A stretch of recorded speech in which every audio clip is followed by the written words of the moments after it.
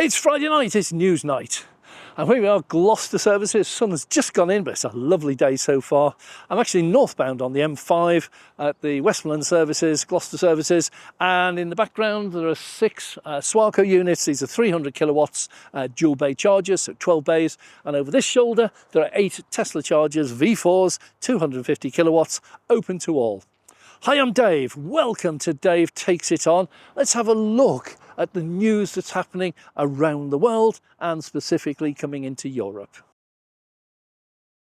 There are an awful lot of people out there who see a negative growth or a drop in sales and are predicting the end of EV sales forever. They've failed as a product. They're going to be scrapped. Everyone's going to go back to petrol. The world is back the way it was. Unfortunately, they tend to cherry pick the data they use. So for example, they will have seen this first quarter 1 2024, Germany sales dropped by 14%, and they latch onto that and go, whoa, sales are crashing and everything's the end of the world.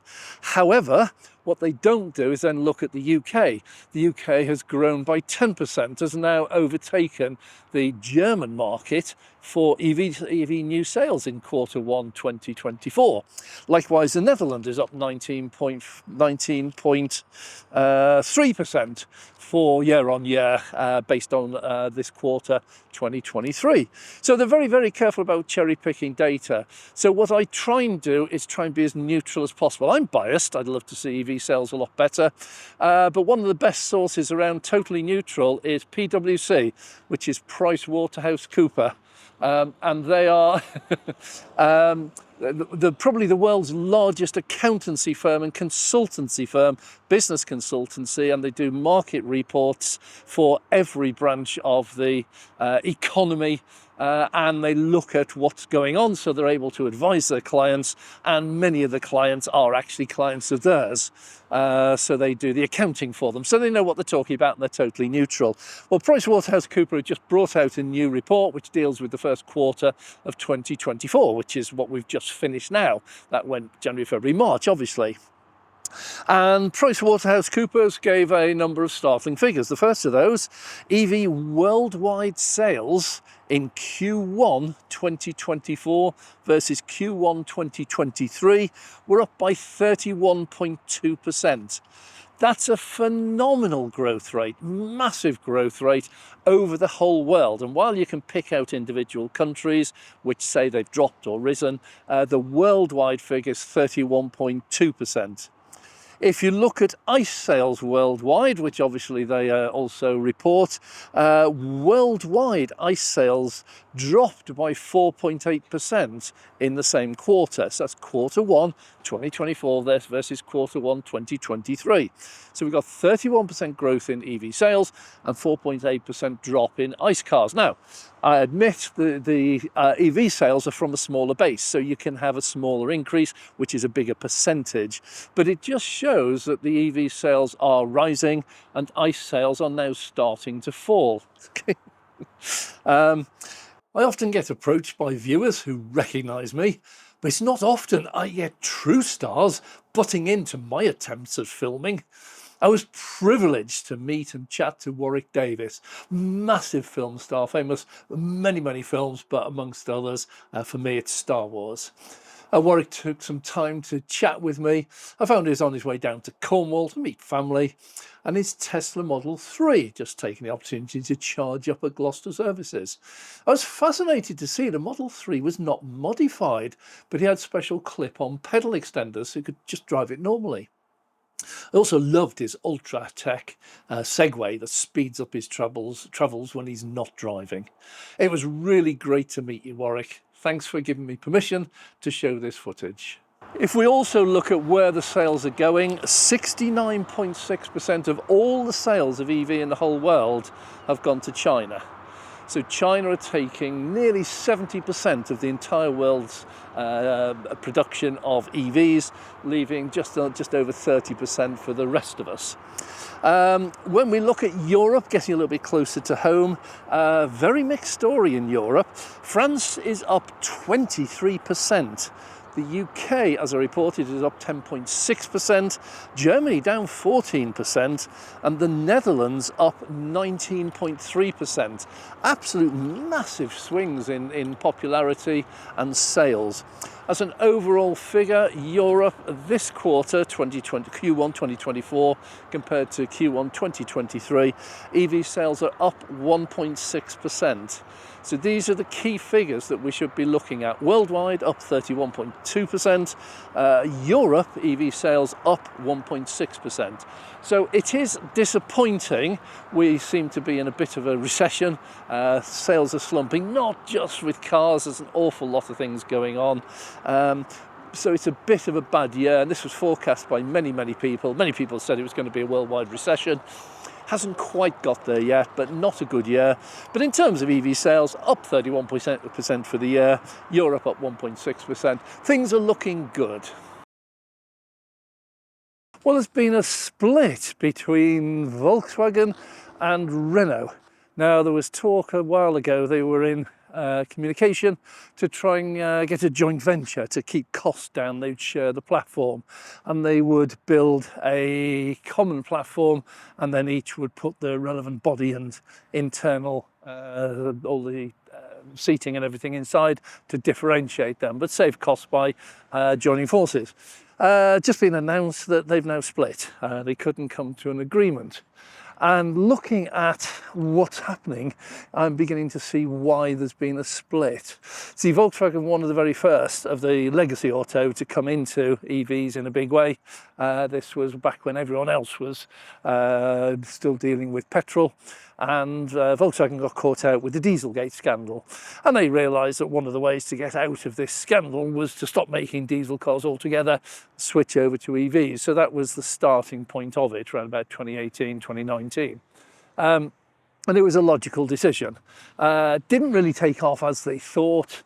And the reason it didn't is the reason that I believe for the split at the moment. So what is that reason? Well, the reason that the Volkswagen EVs didn't take off, the ID3, the ID4, is purely down to price. They're very expensive cars for what they are.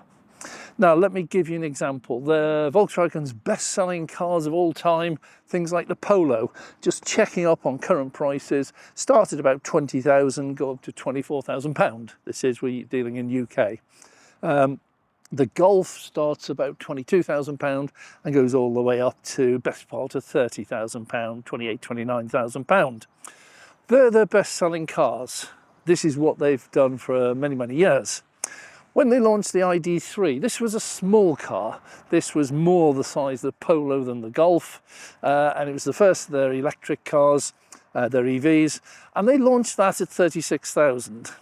Now, you've got to say that's at least a 50% hike on the Polo prices, which is a comparable car. So customers had a choice. They could either spend £20,000 on a Polo or over £30,000, well over £30,000 on an ID3. And not enough people decided to go down the ID3 route. Some of them did, and they still are doing, and it's a nice car, just vastly overpriced. The next selling best car was the Volkswagen Golf, up anything between £22,000, £25,000, £30,000.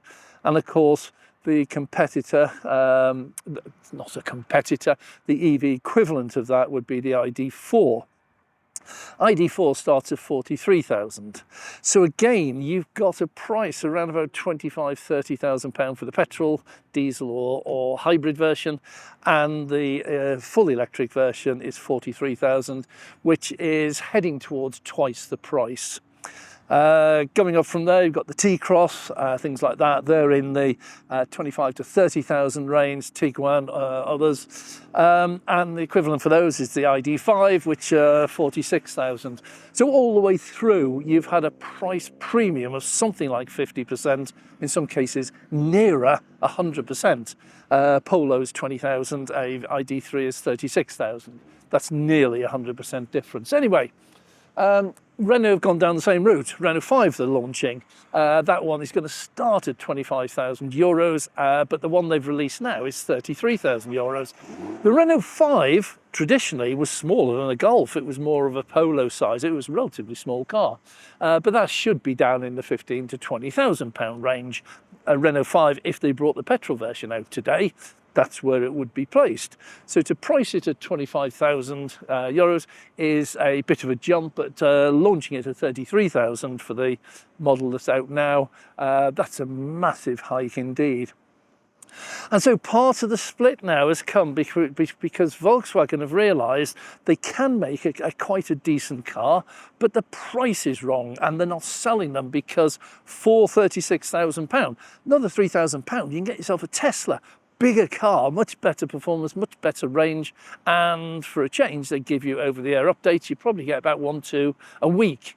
In America apparently they've not had a single one since Volkswagen have been operating.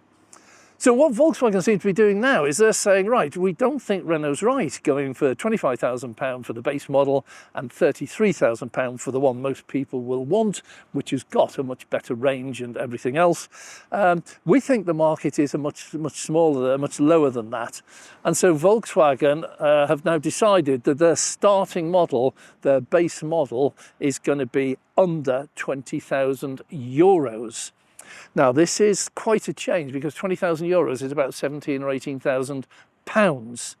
And it's going to be a smaller version of the ID3. So we're going to be down into the Polo size car. And this is quite interesting, because at that price, it is heads on against the Polo petrol at £20,000. In fact, it could be a couple of thousand cheaper. And I believe Volkswagen is absolutely right. This is where the market is. Well, we talk about top executives leaving. Bentley have just lost theirs. They lost them a little while ago. They've just appointed a new EV, and this is an ex-Porsche director. So Bentley are starting to struggle. The sales have dropped slightly. Now, this is petrol cars. This is nothing to do with EVs. The petrol car sales are falling. And it's down to this, I call it a world recession. It's not technically a recession, nobody wants to use that word, but 2024 is a really bad year for industry. All industries, you name it, they're all affected. So it's not EVs, not ICE, not even cars, it's everything. Everything's down. People don't have the disposable income anymore. All the bills are up, the food bills are up, everything's gone up.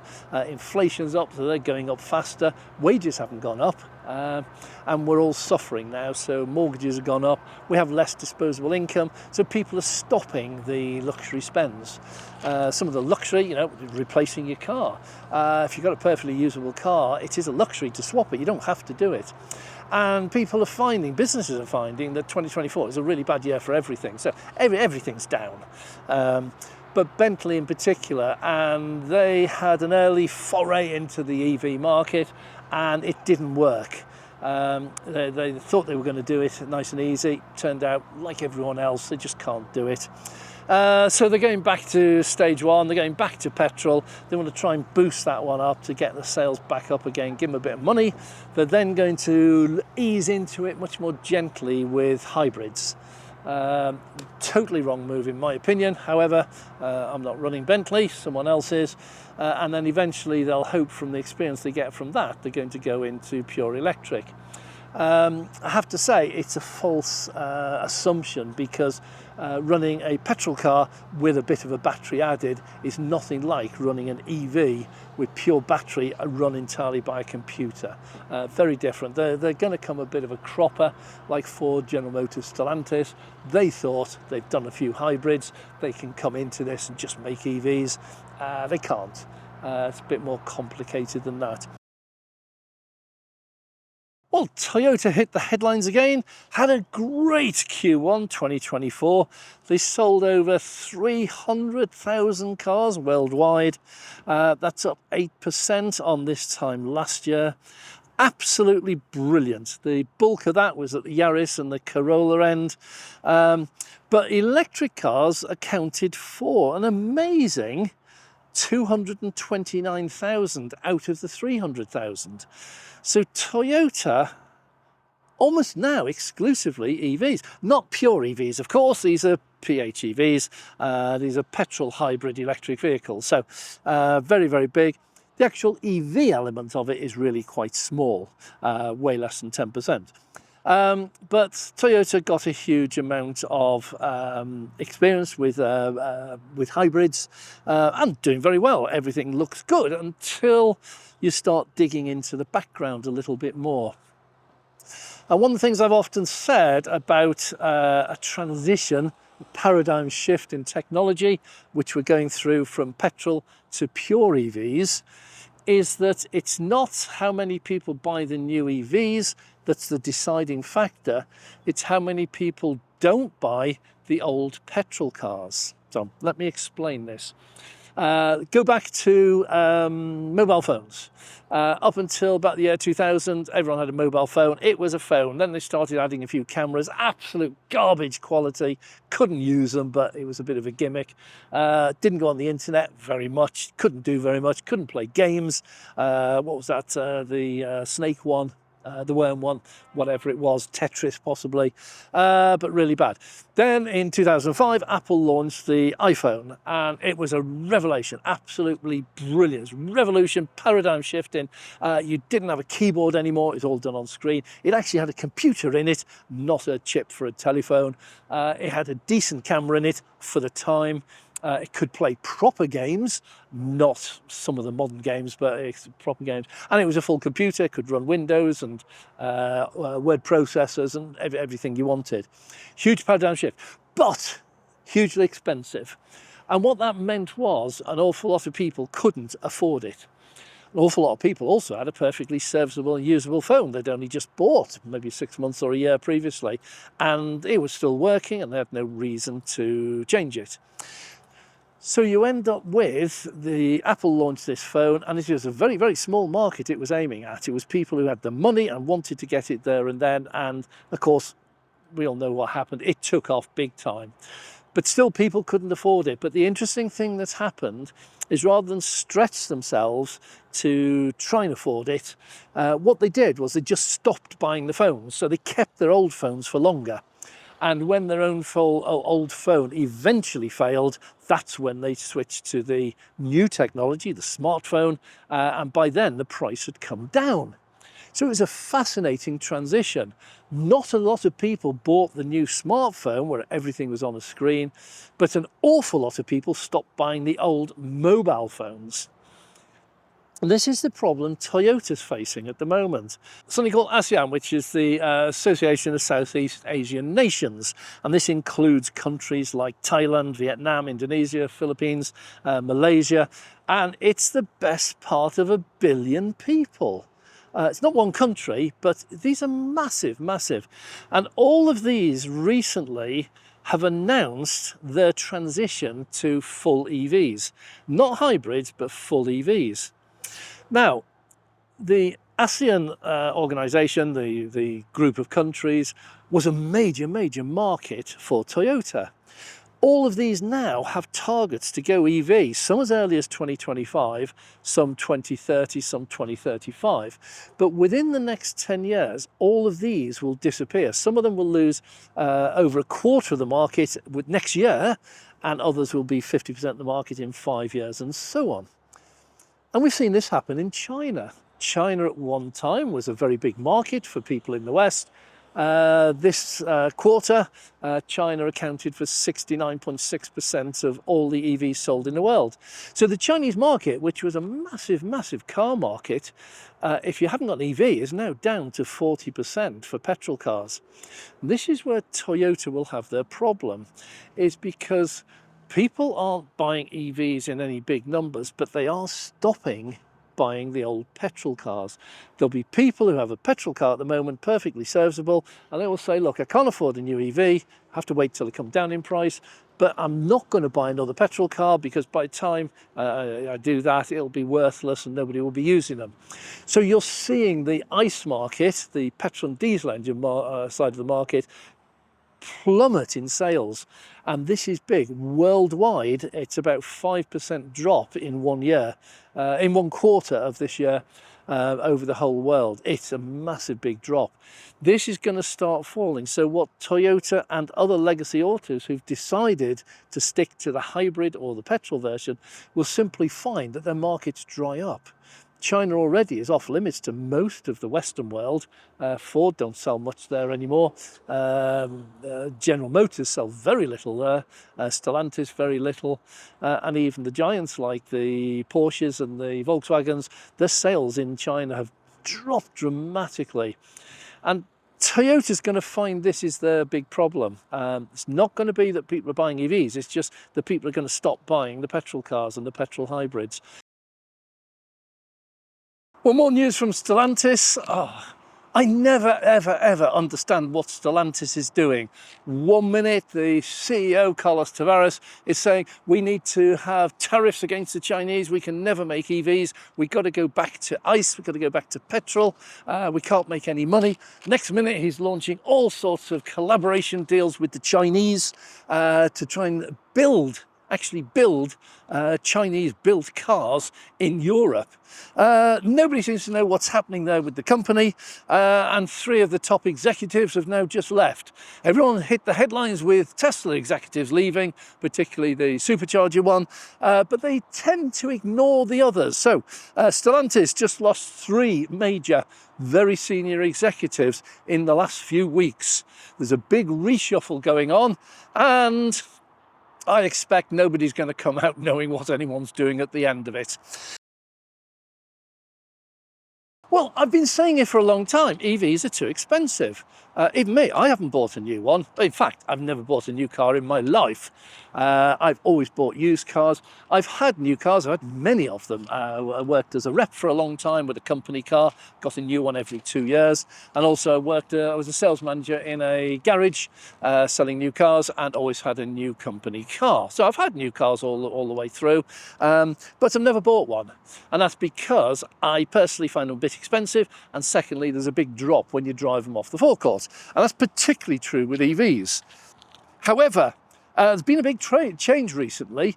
A report from Motor Trader. This is a big organisation in the UK, and they have claimed that price of used EVs is now on price parity with the price of used ICE cars of the same type. And that is absolutely massive.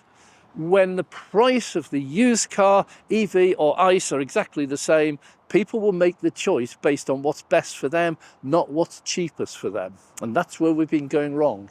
See, when you set your price high on new EVs, what you find is that there's a limited market. First of all, a number of people who can afford it won't buy them because they think they're too expensive for what they are.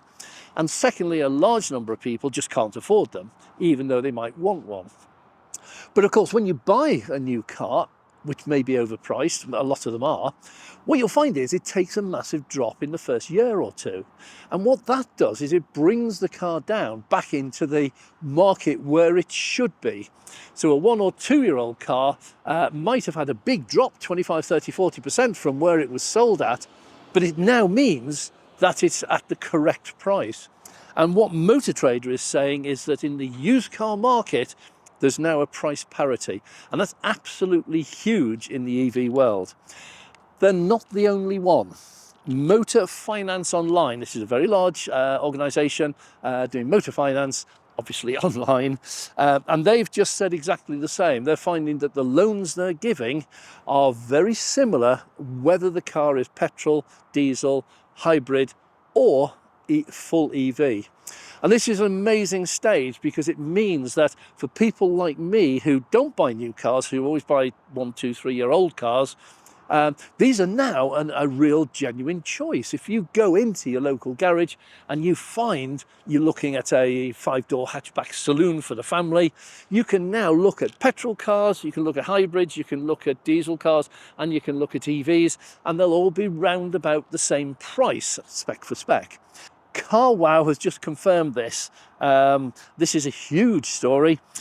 CarWow has just announced a stunning 71% rise in used EV sales. And this really just comes back to the crux of it.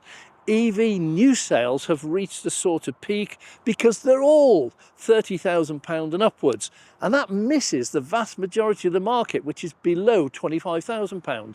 Think about all your top selling cars, your Toyota Corollas, your Vauxhall Astras, your Corsas, your Citroen C1, C3, some of your Hyundai Tucson. All these cars are in the £25,000 range or thereabouts, and actually quite a lot lower. And then you come down to some cars like the Toyota Aygo, and these are down in the £15,000–16,000 price range, and a couple of others as well. So more people buy cars below £25,000 than buy new cars above £30,000. So there's a smaller market for the more expensive ones and a much bigger market for the cheap ones. But nobody makes a new car at £25,000 or below. Now, so many times I've reported that you cannot sell an EV if you just take an ICE version of the car, take out the engine, gearbox and petrol tank and put in batteries and chargers, and then sell that or try to sell that for a 50 or 100% markup.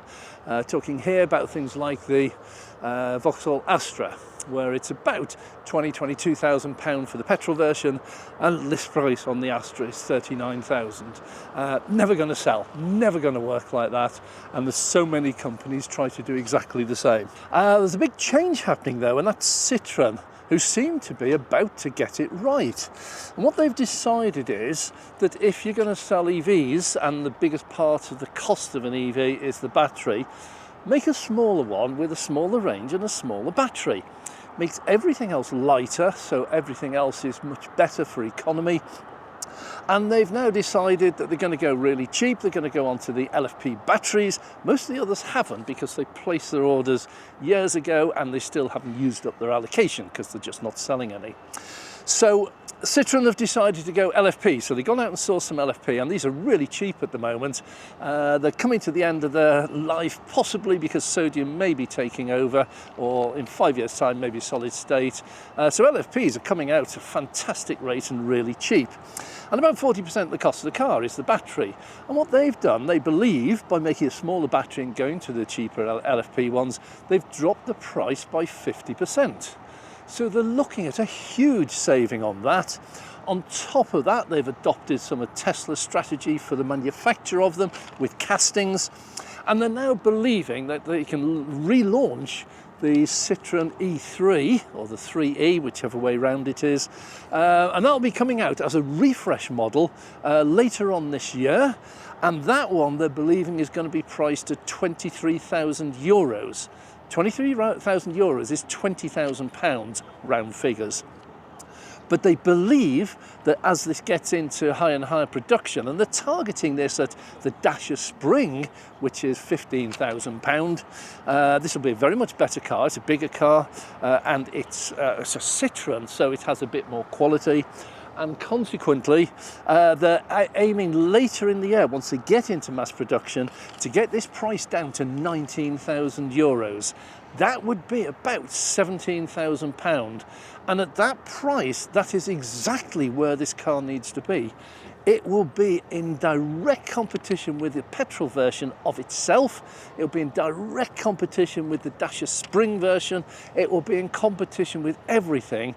And at this price, that's likely to fly out. Hi there. How are we doing? Doing very well. It's Andy, isn't it? I came here. Yes. I saw you. Let me. Hi there. Sorry, I saw you out here. You are Aaron, the ops manager. Oh right, okay. Let me just turn this off. You don't want to be.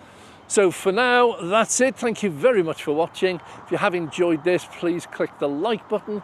If you wish to see more, please subscribe and click the notification bell so we can notify you next time we release a video. I'm Dave.